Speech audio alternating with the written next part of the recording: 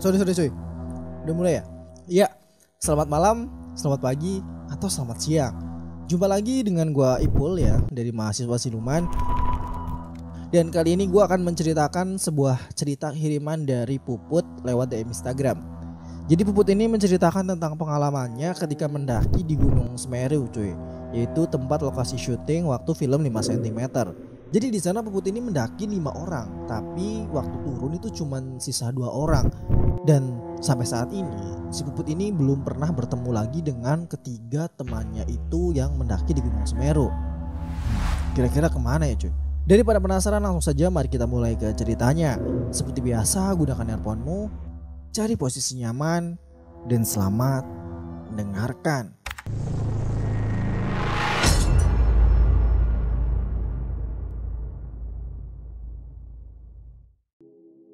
Namanya adalah Puput, asal dari Rancaekek, Bandung, Jawa Barat. Bulan Juli tahun 2015 kemarin, dia ini pengen banget naik gunung bareng teman-temannya. Tapi waktu itu masih belum dapat izin juga dari atasannya. Singkat cerita, akhirnya dia terus memohon kepada atasannya agar diberikan cuti, dan alhamdulillah dia diberikan libur selama 1 minggu. Tanggal 9 Juli, Puput, Dois, Ibeng, Agus, dan satu lagi ya sebut saja namanya Jirayut lah ya, karena si Puput ini agak lupa katanya. Jadi mereka ini total ada 5 orang, dan awalnya mereka ini berencana mendaki ke Gunung Merapi. Tapi karena ada kabar bahwa di Gunung Merapi ada pendaki bernama Eri Yunanto yang jatuh dari puncak Garuda, akhirnya mereka memutuskan untuk naik ke Gunung Semeru saja. Jadi mereka ini mendaki waktu kejadian Eri Yunanto jatuh cuy. Kalian udah tahu kan yang kisah evakuasinya itu sempat diceritakan oleh Mas Lahar Barameru. Mereka memilih Gunung Semeru karena si Puput ini terinspirasi dari Raline Shah yang ada di film 5 cm, yang filmnya itu sangat menginspirasi dan sangat menguras emosi cuy. Tibalah waktu keberangkatan dan mereka start dari stasiun Kiara Condong Bandung menuju ke Malang. Tapi karena mereka naiknya ekonomi, jadi mereka harus turun dulu di kota Surabaya dan mereka menikmati indahnya kota Surabaya. Paginya mereka berangkat ke Malang dan sekitar jam 8 pagi mereka akhirnya sampai di kota Malang. Dari stasiun Malang mereka menaiki mobil umum menuju ke Tumpang, dan dari Tumpang mereka naik mobil jeep untuk menuju ke Ranupane. Sampai di pos pertama mereka mendaftar dulu, ya biasalah istirahat, ngopi, ngudut, ya layaknya umumnya para pendaki melakukan aktivitas di base camp. Pada sore hari mereka memulai perjalanan dari pos pertama, pos kedua, pos ketiga, pos keempat. Alhamdulillah lancar dan masih aman-aman saja. Waktu itu udah lewat waktu maghrib, hujan turun rintik-rintik, tapi di situ masih ada sinyal cuy. Ya bersyukur banget sih mereka dapat sinyal buat ngabarin orang tua dan juga pamer status di sosial media, iya kan? Mereka lanjut jalan terus hingga akhirnya mereka sampai di Ranukumbolo. Mereka kemudian istirahat di sana, mendirikan tenda, ya bagi-bagi tugas lah. Ada yang beres-beres, masak, cari kayu, dan lain sebagainya. Singkatnya, malam pun akhirnya tiba. Mereka memutuskan untuk istirahat. Mereka tidur jauh lebih dalam, jauh lebih lelap.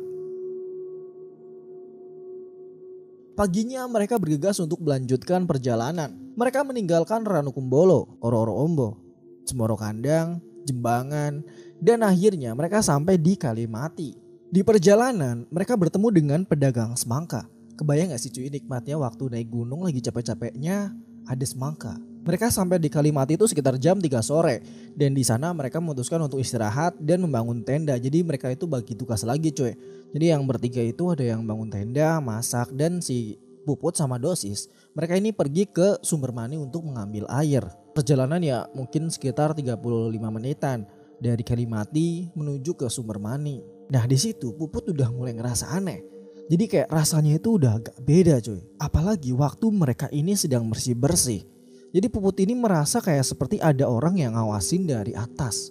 Namun Puput gak memusingkan hal itu karena kondisinya saat itu Puput juga masih menggunakan baju cuy. Setelah selesai mengisi beberapa botol, mereka kemudian kembali ke dalam tenda. Mereka hampir aja nyasar karena waktu mereka balik itu mereka ketemu dengan dua cabang. Jadi kayak jalurnya itu ada bercabang lah.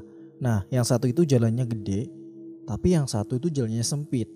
Cuman yang jalur gede itu kelihatan kayak malahan jalur aliran sungai gitu. Jadi akhirnya mereka memutuskan untuk melewati jalur yang sempit. Walaupun di dalam hati Puput itu masih merasa agak deg-degan. Ya mungkin rasanya itu kayak ketemu gebetan cuy, ya kan. Singkatnya akhirnya mereka sampai juga di tenda atau di Kalimati. Mereka lanjut makan, ngobrol dan lain-lain. Pas waktu mau maghrib, jadi di luar tenda itu ada heboh banget cuy. Katanya ada pendaki 2 orang yang belum turun. Terus disusulin lagi sama ketuanya dan mereka belum turun juga. Jadi totalnya itu ada 3 orang pendaki yang belum turun. Tapi pendaki dari tenda sebelahnya.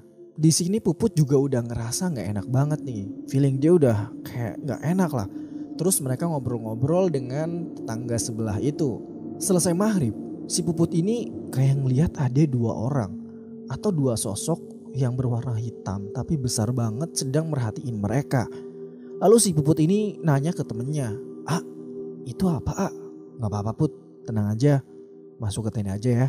Akhirnya gak berselang lama Puput masuk ke dalam tenda. Antara sadar dan gak sadar, di situ Puput merasa bahwa dia itu langsung dibungkus menggunakan sleeping bag.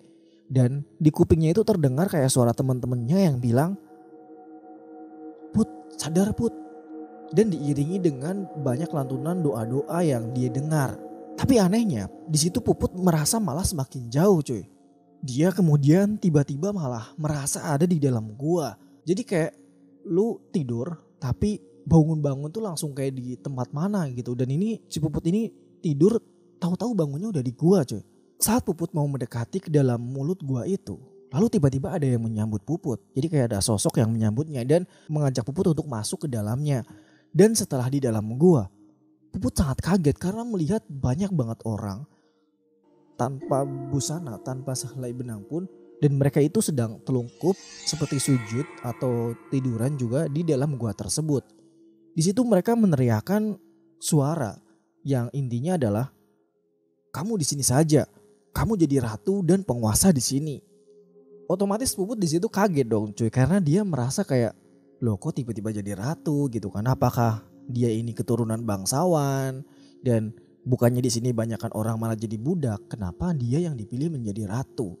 Lalu kemudian Puput ini berucap, "Maaf, aku kesini hanya untuk mau main. Gak ada maksud lebih. Jadi tolong kembalikan aku ke teman-temanku." Jadi gak tahu gimana ceritanya, si Puput ini tiba-tiba langsung kayak seperti teleporter langsung kembali ke dalam tenda. Dan di situ kondisinya Puput lalu sadar dan dia menangis lalu diajak keluar oleh teman-temannya. Tapi gak berserang lama ketika Puput baru keluar tenda, Puput malah kerasukan cuy.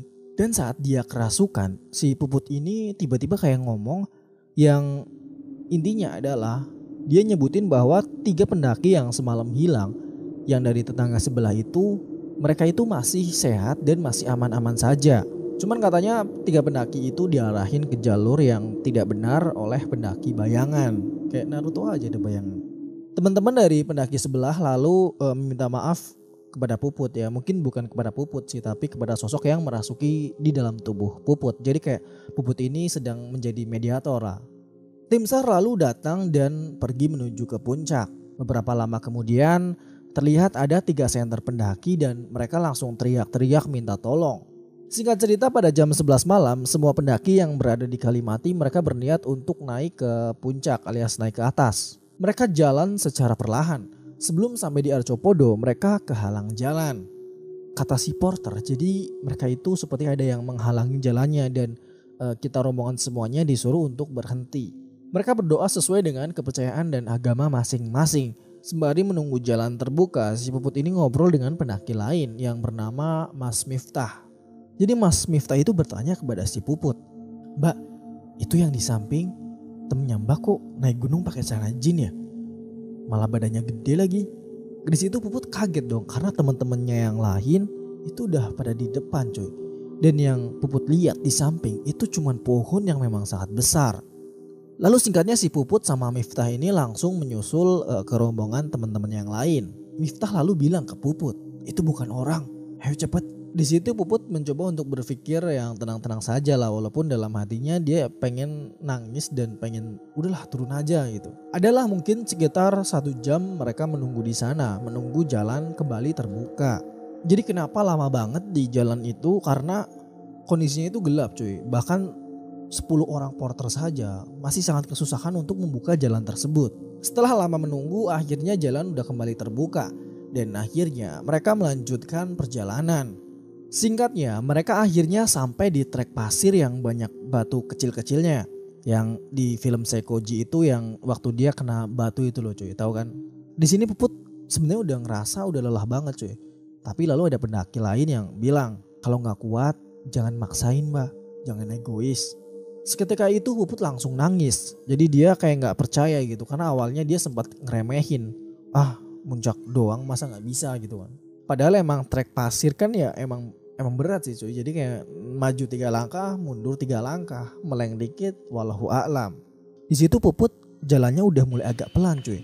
Jadi yang awalnya itu dia berada di paling depan, sekarang dia menjadi berada di paling belakang. Temen yang 3 udah pada duluan karena mereka takut kehilangan view di puncak. Jadi mereka ngejar view lah. Dan teman-teman dari pendaki tetangga sebelah juga udah pada ngeduluin. Tinggal sisa dia sama si Dosis. Jadi kondisinya cuma Dosis yang masih setia menunggu si Puput ini. Dan di situ si Dosis ini bilang, "Gak apa-apa Put, puncak itu cuma bonus. Kalau gak kuat jangan dipaksain.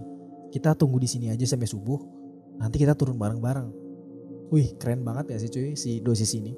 Jadi dia masih setia nemenin si Puput dan dia gak mentingin puncak gitu kan. Ya walaupun biasanya nih kalau cowok perhatian ke cewek di gunung, terus pas turun ke bawah paling dilupain.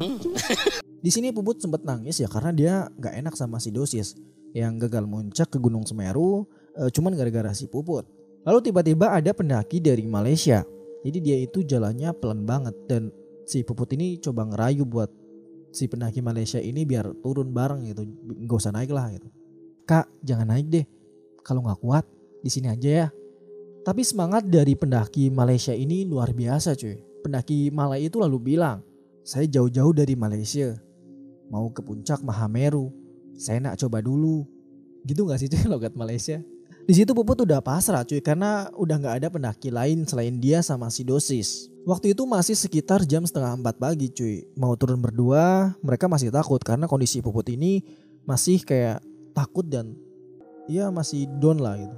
Setelah menunggu di tempat itu, akhirnya sekitar jam 5 pagi ada rombongan dari pendaki Jakarta yang hendak turun. Jadi mereka itu memutuskan untuk turun karena ada beberapa dari teman-temannya itu yang gak kuat naik. Dan akhirnya Puput sama Dosis ini memutuskan untuk turun bareng dengan rombongan pendaki dari Jakarta ini. Dan kondisinya waktu itu juga kan mungkin udah agak ada cahaya juga kan. Akhirnya mereka sepakat untuk turun bareng. Ya mungkin total rombongan dari Jakarta ini ada sekitar 7 orangan lah. Saat di perjalanan turun, si Dosis ini memberikan wejangan. Naik ke gunung itu kita bisa tahu sifat kita, sifat teman-teman kita. Mana yang egois dan mana yang tidak. Puput hanya mengiyakan pernyataan dari Dosis. Dia masih agak sedikit kaget karena ketiga temannya itu tega banget ninggalin mereka berdua gitu. Jadi mereka lebih memilih puncak daripada menemani teman-temannya yang emang gak kuat. Gak kebayang kan kalau si Dosis ini ikut naik dengan 3 temannya itu. Mungkin si Puput itu ditinggal sendirian di kegelapan malam dan di trek pasir juga kan. Tentunya sangat-sangat bahaya banget sih. Dari trek pasir sampai ke Kalimati mungkin mereka memerlukan waktu sekitar 3 jam. Di situ Puput bener-bener kayak yang setengah agak lari dan malahan dia itu hampir terpleset cuy. Di sini kondisinya Puput itu udah kebelet banget pengen pipis cuy.